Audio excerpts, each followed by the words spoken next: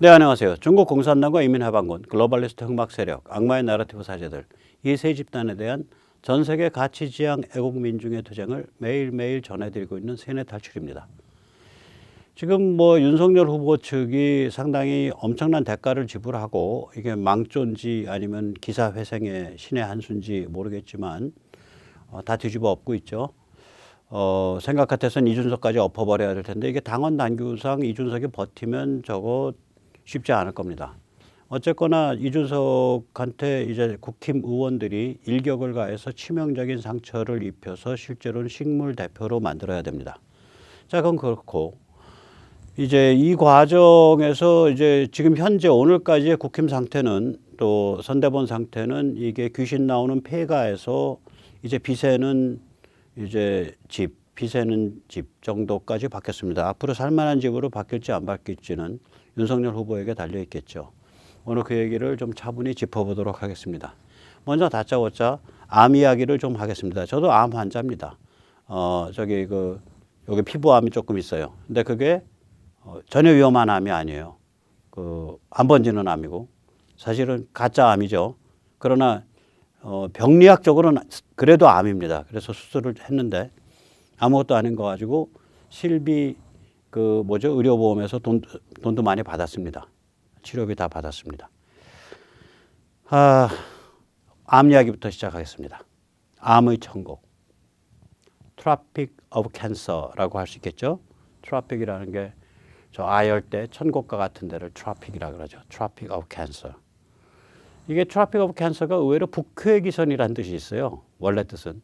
근데 이제 캔서라는 단어가 암을 뜻하게 됐기 때문에 암천국으로도 중의법으로 그렇게 해석이 될 수 있겠죠. 헨리 밀러의 북회기선 1934년 작품입니다. 오른쪽에 있죠. Tropic of Cancer. 근데 이제 작아서 안 보이시겠지만 저 책 표지 아래에 보면은 본 책은 영국에서 발행된 것으로서 미국으로는 반입될 수 없습니다라고 책 표지에 찍혀 있습니다. 이게 무슨 일이냐? 이게 굉장히 하드코어 포르노입니다. 그러니까 간전기 제1차 세계대전이 끝나고 제2차 세계대전 그 사이의 기간을 전쟁과 전쟁 사이 중간의 시기다. 그래서 간전기라고 부릅니다. 이 간전기에 유럽의 정신과 도덕과 가치가 모두 붕괴하죠. 그래서 유럽은 그 이후로는 올드 유럽이라고 부릅니다. 늙은 유럽. 지금도 늙은 유럽이죠. 끔찍한 독일에 의한 그 나치 학살 이런 것들이 이제 간전기 이후에 벌어졌기 때문에 유럽의 정신과 가치는 그때 다 죽었다. 이렇게 해서 이제 그걸 간전기라 그러는데 간전기 때 이게 이제 요즘과 같은 요즘이 이제 옛날 한 100년 전 기준으로 보면 요즘 사람들의 어떤 섹스 모랄 같은 것들 보면 이건 거의 소돔과 고모라죠. 이제는 뭐 트랜스까지 하겠다, 성까지 바꾸겠다 그러고 있으니까 간전기 때 이 같은 소돔과 고모라가 펼쳐지기 시작을 했습니다. 그래서 이것을 적나라하게 묘사를 했기 때문에 이 헨리 밀러의 북회기선 유럽에서는 출간이 됐습니다. 영국에서 영어로. 그러나 미국에서는 이 책이 나오고 거의 30년이 지나도록 출간이 금지됐었습니다. 그러다가 미국에서 1961년에 출간됐는데 그것도 이제 이게 포르노 아니냐 해서 연방 대법원까지 올라가서 연방 대법원이 이거는 포르노로 보기 어렵다. 포르노가 아니다라고 판정을 한 게 1964년입니다. 즉 미국에서 합법화된 거는 영국에서 출판된 지 30년이 지나서 출판됐습니다. 하드코어 포르노 같이 간전기 유럽에 특히 파리 같은 데를 중심으로 한 정신도덕 가치의 전면적 붕괴 상태를 적나라하게 표현하고 있는 겁니다. 그 작품에 대해서 헨리 밀러가 Tropic of Cancer라는 제목을 달았습니다. 이 제목은 겉으로 보면 북회기선이지만 중의법으로 보면 암의 천국입니다. 암, 캔서. 이 간전기의 이런 정신 도덕 가치의 전면적 붕괴를 묘사한 다른 책으로는 1925년에 출판된 스콧 피츠제랄드의 Tender is the Night, 밤은 부드러워라. 이 아래 있는 그 세 개가 Tender is the Night의 이제 그 책 표지입니다. 그 책 표지가 이제 그 연도마다 바뀌었으니까 맨 왼쪽 표지를 보시면은 정말로 그 아열대 풍요로운 지중해 풍요로운 그런 느낌을 주는 풍광이고 중간 표지 보면 섹스나 어떤 그런 거를 관능을 의미하고 오른쪽 표지 보면 바닷가 여인의 굉장히 관능적인 그런 포즈. 당시로 보면 저건 굉장히 관능적인 포즈거든요. 요새는 뭐 아무것도 아니겠지만 요새는 무슨 비키니 팬티 같은 정도 입고 이상하게 다리 꼬아야 관능적일 텐데 그 전에 100여 년 전 기준으로 보면 저 정도면 굉장히 관능적인 표시입니다. 그런 걸로 보면 저 작품도 역시 마찬가지로 저 작품은 이제 하드코어는 아닙니다. 하드코어 포르노는 아니고 그러나 충분히 암시가 되는 굉장히 문란한 성적으로 굉장히 문란한 상류층 혹은 상류층에 가까운 중산층들의 그 도덕과 정신이 붕괴되어 있는 그런 풍속을 그리고 있는 그런 책이에요. Tender is the night. 밤은 부드러워라. 자, 제가 이렇게 해서 이제 암의 천국이라고도 말씀드릴 수 있는 Tropic of Cancer를 설명을 드렸습니다. 이왕 설명드린 김에 이것이 왜 도대체 북회기선을 왜 암의 천국이라고 얘들이 이름을 붙인 거야? 혹은 북회기선이라는 이름에 왜 암의 천국이라는 뜻이 끼어드는 거야? 그걸 아시려면은 약간의 천문학적인 고찰을 해야 됩니다. 그걸 잠깐 살펴보기로 하겠습니다. 이 지구 자전축이 26,000년을 주기로 살살 돕니다. 그래서 이 지구 자전축이 26,000년을 주기로 이렇게 살살 도는 걸 가지고 axial precession이라고 부릅니다. 지구 자전축의 회전이죠. 이게 3,000년 전에 태양은 개자리에 있었습니다. 이 개자리를 constellation of cancer라고 부릅니다. 이 캔서는 라틴어로 개를 뜻합니다. 암이라는 단어는 그 전에 없었고요. 캔서는 라틴어로 개를 뜻합니다. 이 개자리에 있을 때 북위 23도 정오에 태양이 머리 위에 도달합니다. 그래서 이날을 개자리에서 일어나는 태양의 회귀. 저 트로픽은 라틴어의 그리스어의 트로페에서 왔는데 트로페가 저게 회귀를 뜻합니다. 회귀. 다시 돌아옴. coming back을 뜻해요. 그러니까 뭐냐면 저게 트로픽 오브 캔서라 그러면 개자리에 태양이 머리 위에 걸리는 날이 다시 돌아온 것. 즉 하지를 뜻하는 거예요. 저 단어 자체가 하지. 저게 하지죠. 하지에 북위 23도에서는 태양이 머리 위에 걸리죠. 그런데 옛날 영어에서는 개가 궤양을 뜻했습니다. 위궤양 같은 거, 궤양. crab이 궤양을 뜻했습니다. 궤양. 그래서 요새도 영어로 crab, it's a crab 그러면 참 엿 같은 일이다 이런 뜻이죠. 그래서 개의 라틴어가 캔서입니다. 그래가지고 옛날 영어의 궤양이 crab이었기 때문에 암을 캔서라고 부르게 된 겁니다. 그건 나중에 벌어진 일입니다. 한편으로 트로페는 그리스 말로 회귀를 뜻했는데, coming back을 뜻했는데, 이게 이제 이 Tropic of Cancer, 개자리에 태양이 있을 때 북위 23도에서 머리 위에 태양이 걸리는 날이 다시 돌아오는 거, 그걸 뜻하는 그런 게가 돼가지고 그 북위 23도 이하는 아열대가 되니까 천국과 같은 환경이다. 그래서 이게 이제 천국 이런 뜻이 돼버렸죠. Tropical weather, 아열대 기후. 그럼 북회기선이 그래서 결론적으로는 암천국 이걸 뜻해버린 거예요. 단어라는 게 참 재밌습니다. 그 엮여 있는 거를 살펴보다 보면.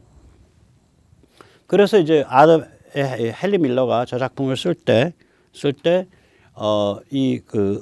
정말 사회가 이게 암이 퍼져가지고 정신이 암이 걸려서 이 가치와 도덕과 이런 게 다 무너진 상태의 그런 세상이다. 이거 암의 천국 아니냐, 트로픽 오브 캔서 아니냐. 자, 백모가 왜 갑자기 잘 알지도 못하는 암 얘기를 이렇게 할까요? 의사도 아닌데. 이게 암덩어리라서 그렇습니다. 뭐가 암덩어리일까요? 조선중앙하고 깡통 정치 스타 카르텔. 이게 암덩어리입니다. 저는 깡정 카르텔이라고 부릅니다. 깡통 정치 스타 카르텔입니다. 현재 야권은 조선중앙과 깡통 정치 스타가 지배하는 카르텔입니다. 박근혜 대통령 때도 마찬가지죠. 그래서 저 카르텔이 박 대통령을 탄핵시켰죠.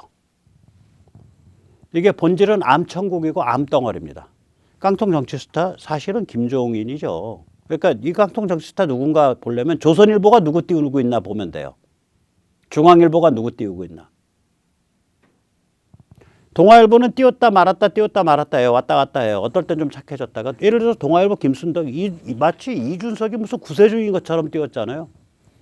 근데 김순덕 지금 이준석 저렇게 양아치 짓 하고 있는데 완전히 아닥이에요. 옛날에 당신이 이준석 마치 젊은 구세주인 것처럼 띄웠던 것에 대해서 일단 스스로 좀 반성을 하셔야 될 것 같아요. 홍준표도 여기 깡통 정치 스타에 전 들어가지 않나 이렇게 봅니다. 옛날에는 이 깡통 정치 스타가 김무성, 유승민이죠. 지금은 다 박살나서 이제 존재감이 없죠. 그리고 조선중앙에 별동부대가 또 있습니다. 정치 스타는 저쪽에서 띄워놓고 저기 그 국힘 쪽에 띄워놓고 국힘 바깥에 또 별동부대 또 띄워놓죠. 그게 이제 조선일보에서 누구 띄우나 가만 보세요. 안철수하고 진중권입니다. 조선일보가 저게 누군지를 보여주는 거예요. 가만히 보면 얘들이 누굴 띄우고 있나. 깡통 정치 스타 띄우고 그거랑 결합해가지고 야권을 지배하는 이런 구도인데 그럼 목적이 뭐야? 얘들은 궁극적으로는 의원 내각제를 원합니다. 카르텔로 여의도에서 권력 짬짬이 하는데 그때 자기들이 캐스팅 보트 잡고서 자기들한테 유리한 것 모든 것 다 관철시키겠다 이거겠죠. 뭐 예를 들어서 사주에 뭐 서울 근교에 있는 무슨 그린벨트에 500만 평 땅을 뭐 예를 들면은 뭐 저기 그 용도 변경을 한다. 그럼 갑자기 뭐 한 7, 8조 벌어버리잖아요. 10조 벌어버리잖아요. 이런 것들 염두에 두는 거예요.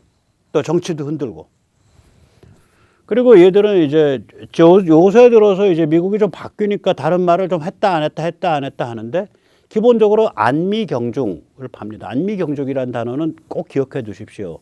좀 배웠다는 사람들이 저 말 잘 씁니다. 안보는 미국, 경제는 중국. 안미경중을 팝니다. 당연히 얘들은 종중과 타협하자는 얘기죠. 홍준표 끔찍한 얘기 하잖아요.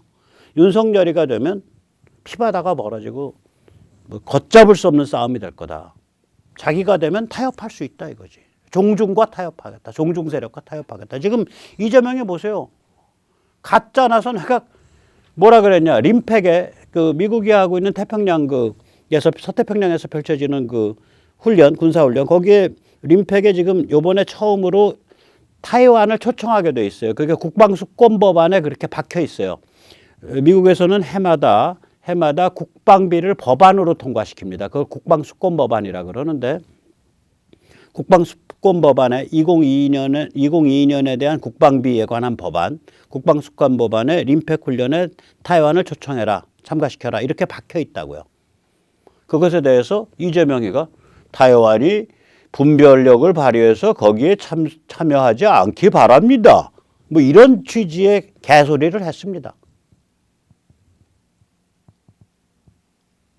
이런 자와 짬짬이해서 날 안 세워야 된다라고 홍준표가 자기 입으로 말했어요. 그럼 종중 타협이죠, 저게.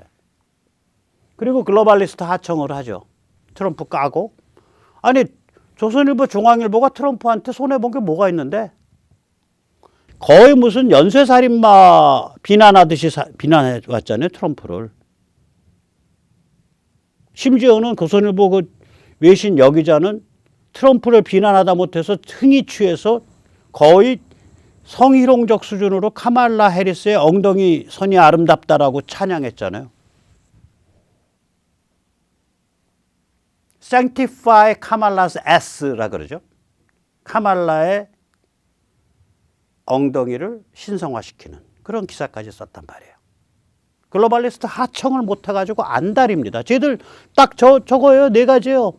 글로벌리스트 하청하고 종중타협하고 안미경중하고 의원 내각제하고 저 중에 안미경중 종중타협 글로벌리스트 하청이 트럼프 이전에는 글로벌리스트 입맛에 딱 맞아요. 왜냐 글로벌리스트가 미국과 밀월이니까 우리 미국과 잘 지내. 그러니까 미국의 동맹인 한국이 중국과 잘 지내.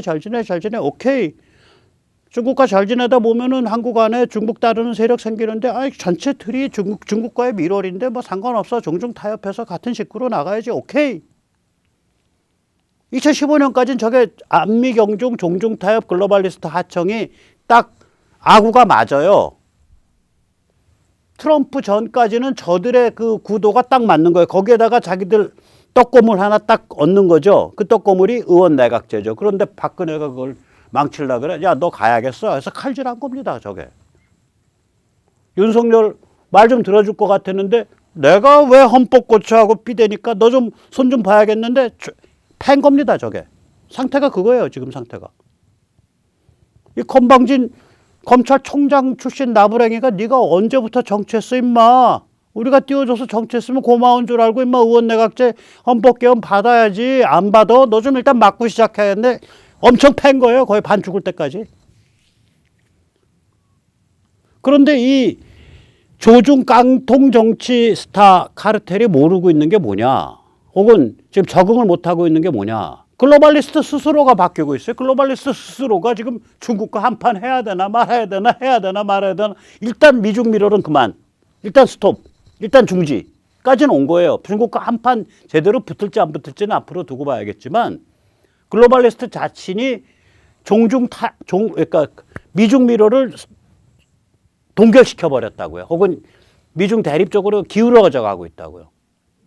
거기다가 미국 안에서 이 마가 애국 민초와 트럼피즘과 공화당 신주류가 결합한 MTR 동맹이 지금 거세게 들고 일어나서 정치혁명이 진행 중이에요. 그러면은 글로벌리스트 민주당도 질질 끌려온다고요, 이 아젠다 세팅으로. 즉 다시 말하자면 글로벌리스트 하청 종중타협 안미경중이라는 쟤들의 전가의 황금 트라이앵글이 깨진 거예요. 조선중앙 깡통 정치 스타 카르텔의 황금 트라이앵글이 그겁니다. 안미경중, 종중타협, 글로벌리스트 하청. 그 안에다가 자기들 아젠다인 의원 내각제를 심은 거예요. 쟤들 수법이 그겁니다. 저기서 딱 보세요. 박근혜 종중타협 잘 했었잖아. 근데 왜 갑자기 2015년 말부터 네 맘대로 확 바꿔? 박근혜 안미경중 잘 했었잖아. 근데 2015년 말부터 왜 저기 전승절 갔다 온 다음부터 확 바꿔? 거기다가 바꾸는 것도 오케이지만 거기다가 갑자기 개성공단 전부 다 철수시키고, 박 대통령의 개성공단 100% 철수시킨 거랑 부합되는 유엔의 전면적 제재는 박 대통령이 개성공단을 철수시키고 나서 무려 1년 반 이후에 트럼프 때 그 니키 헤일리에 의해서 통과됐습니다. 기적적으로. 그러니까 박 대통령이 먼저 간 거예요, 1년 반을. 그것도 한꺼번에 중국이랑 같이 가는, 중국 밀월에서부터 하루아침에 이거 바꿔서 오케이, 거기까지도 오케이. 그런데 왜 휴전선이 한국과 북한 사이의 경계선이기만 한 거야? 왜 네 맘대로 참수를 막 부대 이름을 달어? 왜 네 맘대로 북한 해방을 선언해? 지금 분단이 한국과 북한 사이의 비즈니스이기만 한 거야? 그게 미국과 중국 사이의 비즈니스이기도 하고, 그것 때문에 미국인들이 여기 와 있고 미국에서 어마어마한 리스크를 지고 있는데, 이러니까 퍽 하고 싸움이 붙은 거예요. 날려버린 거예요, 바로. 저 안미경중 종중타협 글로벌리스트 하청의 그 골든 트라이앵글, 황금 삼각형입니다. 그 안에다가 자기 아젠다인 의원 내각제를 박은 거예요. 근데 그게 이제 이 골든 트라이앵글 자체가 글로벌리스트들이 해체시키고 있는 중이란 말이에요. 야, 종중타협 그만해, 그만해. 미어샤이어가 그러잖아요. 중국과 쎄쎄쎄하고 하다가 무덤 될래? 한반도가 매스그레이브가 될래? 아니면 미국 해구산이랑 같이 갈래? 너희 한국 사람들 잘 판단해. 거의 협박을 하고 있잖아요. 미어샤이어, 그 유명한 그 미국의 그 전략가가. 자신의 무덤 위에서 중국과 춤을 추든지 혹은 미국과 같이 가든지 둘 중에 하나를 한국인은 택해야 된다. 최근에 그렇게 얘기했잖아요. 그 얘기는 글로벌리스트들이 뭐 그 사람이 무슨 트럼피스트 아니에요? 트럼프주의자 아니에요? 전혀 아니에요. 정통, 예를 들면 CIA나 정통 국무부, 이런 미국의 트럼프가 흔히 스왑프라고 비난해왔던 그 인맥을 반영하는 사람이거든요. 글로벌리스트나 네오콘이랑 가까운 미국의 정보계 혹은 미국의 외교계의 메인스트림을 반영하는 인물이에요. 그런 사람이 태연하게 지금 미국과 중국이 대립하고 있으니까 한국 너희 처신 제대로 해야 돼 라고 얘기를 하고 그렇게 알아듣고 비교적 거기에 맞춰서 행동하고 있는 게 조중동 중에 동아입니다. 그래서 제가 동아를 빼줬어요. 중앙이랑 조선은 제가 보기엔 거의 인민일보 쪽에 가까워. 겉으로는 안 그런데 그 실제 노림수는 저는 방 회장이나 홍 회장께서 중국 공산당에 가입 안 하셨기를 바랍니다. 가입해 계신 것 같아요. 느낌은. 너무 지능적으로.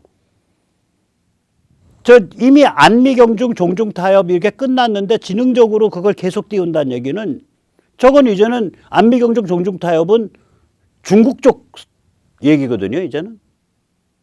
얼마 전까지는 저게 미국 쪽 얘기였어요. 한 5, 6년 전까지는. 지금은 중국만 저 얘기한다고. 미국은 대립을 얘기하고 있다고요.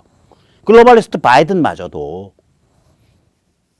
그러니까 계절이 바뀐 거예요. 기후가 확 바뀌었는데 이 종중과 깡통 정치 스타 카르텔이 이거를 지금 소화를 못 시키고 있는 거예요. 그냥 옛날 노래, 유통기한 끝난 옛날 노래를 부르고 있는 거예요. 옛날 노래 부르면서 옛날 정신에 취해 있으니까 윤석열이 박살내가지고 무릎 꿇려야겠는데 하고서 칼질한 거예요. 그러니까 윤 후보가 뭐 이수정이는 뭐 갑자기 무슨 뭐 타협을 잘 못하고 눈치가 없다 그래 철이 없다 그러는데 그건 모르겠는데 그거 윤캠프에 몸담았던 사람으로 할 얘기 아니지. 이수정 교수 그렇게 안 맞는데 왜 이렇게 사람이 그쪽에 뭐 방정 맞아 입이. 예를 들어서 같은 말해도 이렇게는 표현할 수 있죠. 그분이 참 괜찮은 분인데 정치권에 오신 지가 얼마 안 돼서 정치권 그 프로토콜을 빨리 익히셔야 될 것 같습니다. 근데 빨리 익히실 걸로 보입니다. 뭐 이 정도로 말을 해야지. 하여간에 대한민국의 상류층들, 지식층 그 좀 유명하다는 것들, 유명자 있다는 것들 이것들 그 싸가지 없고 참 쌍스러워요. 일반 땀 흘리는 민초보다 훨씬 더 쌍스러워요. 윤 후보는 결국은 이렇게 보면 두 개의 전선에서 싸워야 됩니다. 하나의 전선은 종중 깡통 정치 스타 카르텔이고요. 종중 깡정 카르텔이고 또 하나의 전선은 문재명이죠. 두 전선에서 한꺼번에 싸워야 돼요. 이럴 때는 이제 어떻게 하면 둘을 서로 충돌시킬까 많이 또 고민해야겠죠. 자, 이렇게 해서 이제 암식별이 된 거예요. 그래가 판을 뒤집은 거라고. 조중 깡통 정치 카르텔하고 같이 못 가겠다. 판 뒤집은 거예요. 그러면 이제 조선중앙 입장에서는 여기서 윤석열 더 패면 이재명이 집권하거든. 그럼 이재명 집권으로 우리가 선택할 거냐 말 거냐라는 걸 지금 방 회장이나 홍 회장께서 많이 고민하시겠지. 잘 개긴 거죠. 윤석열 후보가. 그래, 나 더 패봐. 나 더 죽여봐 니들. 그럼 이재명한테 권력 가는데?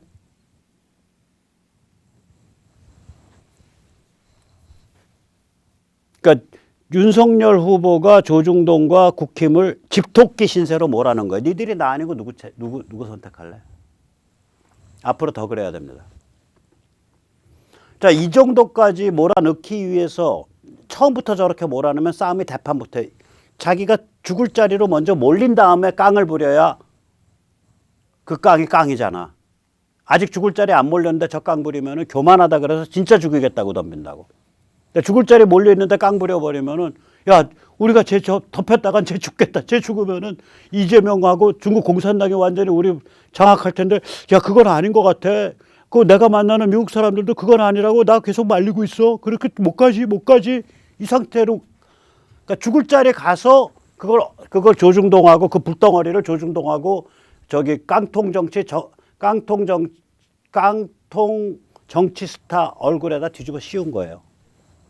잘한 겁니다. 저게 사중생이죠. 엊그저께부터 제가 말한 사중생이 이거예요. 그래서 이 죽을 자리로 가는 데까지 간다는 게 뭐예요? 시간이 지나야 되고 지지율이 빠져야 될 거 아니야. 그 코스트가 이 불덩어리, 이 암덩어리를 드러내가지고 그걸 밀어버리는 어느 정도 일단 응급 대응을 한 거. 코스트가 뭐였냐? 시간 두세 달 까먹었고 지지율 10%포인트 빠진 겁니다. 근데 야 그럼 옛날에 이거 했어야 되잖아. 옛날에 못합니다 이거. 지지율 좋았을 때 제일 좋았을 때 막 저기 뭐야 이재명이랑 뭐 10몇 퍼센트 포인트 막 차이 나고 안철수는 쭈그러들어서 3%도 안 나오고 이럴 때 저거 하면요 진짜 죽이겠다고 덤벼요. 지금은 쟤들도 냉정해진다고. 조선중앙도 방 회장과 홍 회장께서도 냉정해지신다고. 여기서 윤석열 더 칼질하면 윤석열 죽는데 그럼 이재명이가 잡는데 오케이. 그럼 우리가 이재명과 거래할 수 있나? 고민해 봐야지. 거기다가 그런 정도 급의 최상류층, 저 카르텔을 이루는 최상류층 주변에는 또 미국과 관계 있는 사람들, 또 국제사회 관계 있는 사람들이 많을 거고 그 사람들이 뭔가 충고를 또 하고 있을 거라고요.